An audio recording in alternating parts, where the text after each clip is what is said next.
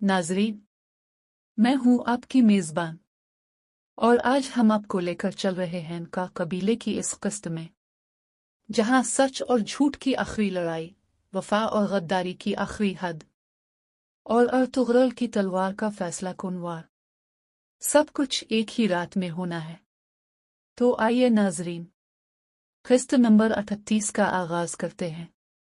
कबीले में रात फैल चुकी थी, आग के अलाव बुझ रहे थे और पहरेदार खामोशी से खेमों के गिर्द चहलकदमी कर रहे थे। अर्तुगरुल अपने खेमे के बाहर खड़ा आसमान की तरफ देख रहा था।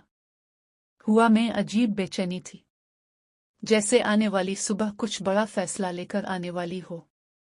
इसी दौरान तोरगूत दौड़ता हुआ आता है। जंगल की समत कुछ आवाजें आई हैं। अर्तुगरुल की आंखें तंग होती हैं। चुल्लू अंधेरी रात में एक नई कहानी जन्म लेने वाली थी। अर्तुगरुल, बामिसी और तोरगूत मशले थामे जंगल की तरफ बढ़ते हैं। पत्तों की सरसराहट, टहनियों का टौटिना और हुआ की बेचैनी, हर चीज खतरे की निशानी थी। अचानक अर्तुगरुल रुक जाता है। ये कदमों के निशान कबीले के नहीं, कोई बाहर का शख्स यहां था। तोरगूत नीचे झुककर निशान देखता है। ये घोड़ों के भी हैं और आदमियों के भी। अर्तुगरुल का दिल डूबने लगता है। गद्दारी शुरू हो चुकी है, मगर हम देर नहीं करेंगे। कबीले में इस दौरान हलीमा खातून बेचैन थी। उन्हें लगता था कि कुछ बुरा होने वाला है। वो इमिन अरबी के खेमे की तरफ जाती है। इमिन अरबी आंखें बंद किए तस्बीह पढ़ रहे थे। हलीमा आहिस्ता से बोलती हैं, शेख। अर्तुगरुल बे कहाँ गए? दिल बहुत बेचैन है। इमिन अरबी मुस्कुरा कर कहते हैं, जिसके दिल में अल्लाह की रोशनी हो, इसका रास्ता कभी अंधेरा नहीं होता। अर्तुगरुल वो चिराग है जो आग में भी रोशन रहता है। हलीमा का दिल थोड़ा पुरसुकून होता है, मगर तूफान तो अभी चलना बाकी था। दूसरी तरफ जंगल के गहरे हिस्से में दुश्मनों की खुफिया बैठक लगी थी। करदोगुलू, एक गद्दार सिपाही, और चंद दुश्मन सरदार आने वाली सुबह के हमले की मंसूबाबंदी कर रहे थे।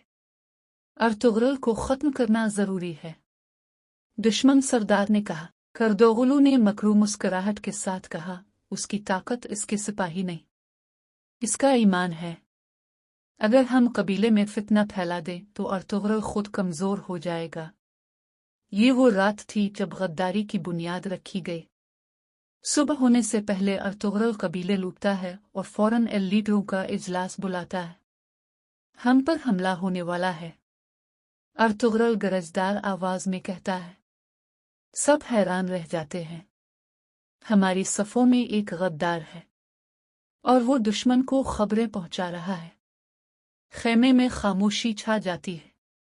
अर्तुगरुल का चेहरा सख्त हो जाता है।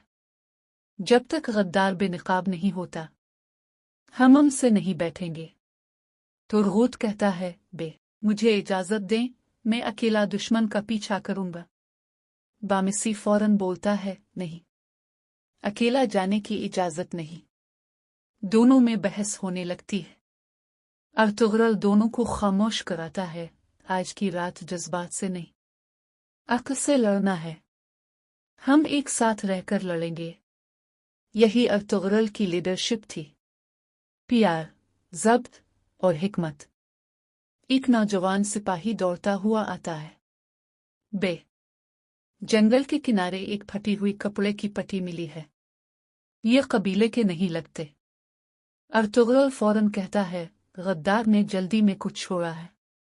हम करीब पहुंच चुके हैं। अर्तुगरुल के आंखों में चिंगारियां रोशन थीं। वो शिकार को महसूस कर चुका था। दिन के वक्त अर्तुगरुल अपनी फौज के साथ जंगल का मुहासरा करता है। जैसे ही वो आगे बढ़ते हैं, तीर फट से दरख्तों के पीछे से निकल कर आते हैं। दुश्मन, सिपाही चीखते हैं। जंग शुरू हो जाती है। अर्तुगरुल एक ही वार में 2 दुश्मन गिरा देता है। तोरगूत का कुल्हाड़ा बिजली की तरह चलता है और बामिसी की ललकार जंगल को हिला देती है। ये जंग आने वाले खूनरेज वक्त की पहली झलक थी। जंग से वापस आते वक्त एक सिपाही जख्मी हालत में आता है। वो बोल नहीं पाता मगर हाथ से एक समत इशारा करता है। कबीले के अंदर एक शख्स की समत अर्तुगरुल आगे बढ़ता है और इस गद्दार को रंगे हाथों पकड़ लेता है, जो दुश्मन को खुफिया पैगाम भेज रहा था। कबीले में खलबली मच जाती है। गद्दार चीखता है, मैं मजबूर था। अर्तुगरुल गरजता है, गद्दारी की कोई मजबूरी नहीं होती। कौमें गद्दारों से डूबती हैं, दुश्मनों से नहीं। गद्दार पकड़ा जा चुका था, लेकिन अर्तुगरुल जानता था कि यह सिर्फ आगाज है। वो कबीले के सामने खड़ा होकर कहता है, दुश्मन हम पर चढ़ाई करने वाला है। आने वाली लड़ाई हमारे ईमान, हमारे घर, हमारे बच्चों के मुस्तकबिल की लड़ाई है। तैयार रहो। हुआ में जन्म की बो फैल चुकी थी।